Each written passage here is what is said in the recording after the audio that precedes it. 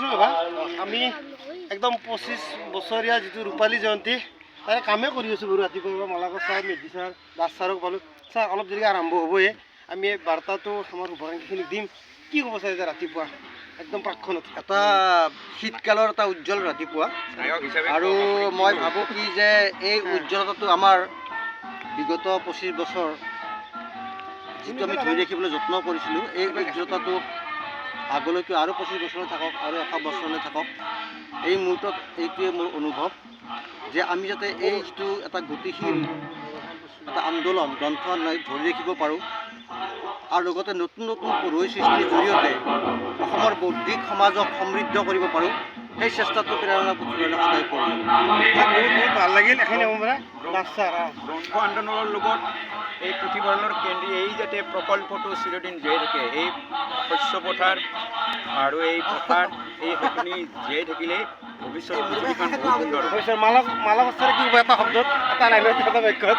Unity strength Yes, sir. একতাই শক্তি তাৰে নিদৰ্শন তাৰে নিদৰ্শন এই প্ৰেৰণা পুথিভঁৰালৰ আজি এই মঞ্চ কালি ৰাতি আমাৰ মেধি ছাৰ আছে লগত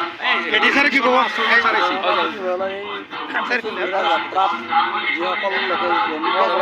জড়িত হৈছে সেইসকলক মই অভিনন্দন জনাইছোঁ ভৱিষ্যতেও প্ৰেৰণা পুথিভঁৰালে এনেকৈ অনুষ্ঠান হৈ থাকক তাৰে কামনা আমাৰ অন্যতম কৰ্মদা সদস্য আমাৰ তিলক শৰ্মা ছাৰে কি ক'ব এটা বাক্যত আজি 25 বছৰ প্ৰাক্ষণত আমি ৰাতিপুৱাৰ ভাগত এই 25 বছৰ মানে এটা গৌৰৱোজ্জ্বল বৰ্ষ এইটো এটা বৰ এটা মানে আমাৰ অসমৰ পুথিভঁৰালৰ ইতিহাসৰ এটা অতি গুৰুত্বপূৰ্ণ ঘটনা আৰু এই 25 বছৰ গৌৰৱোজ্জ্বল বৰ্ষত আমি সকলোৱে মিলিত হৈছোঁ সকলোৱে শুভেচ্ছা বাৰ্তা বিনিময় কৰিছোঁ আৰু পুথিভঁৰালৰ ভৱিষ্যত উজ্জ্বল কামনা কৰিছোঁ যাতে পুথিভঁৰালে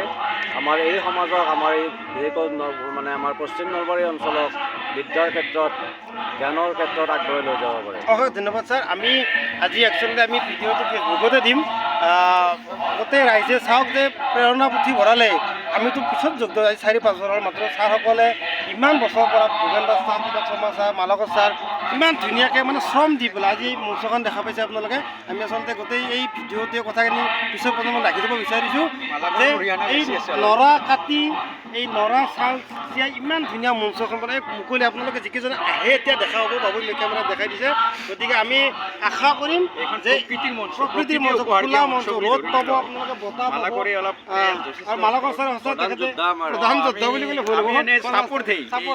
আৰু বিশেষকৈ আমি জিতেন্দ্ৰ শৰ্মা ছাৰৰ নাম ল'বই লাগিব তেখেতৰ একাগ্ৰতা আৰু তেখেতৰ যদি নিষ্ঠা সদায় লাগি থকা নেৰা নেপেৰাকৈ তথাপি আমি গোটেইবিলাকে ইয়াত আহিছোঁ ছাৰ আশা কৰোঁ দিনটো ভালে যাব গোটেই আগন্তুক বৰ্ষটো ভালে যাব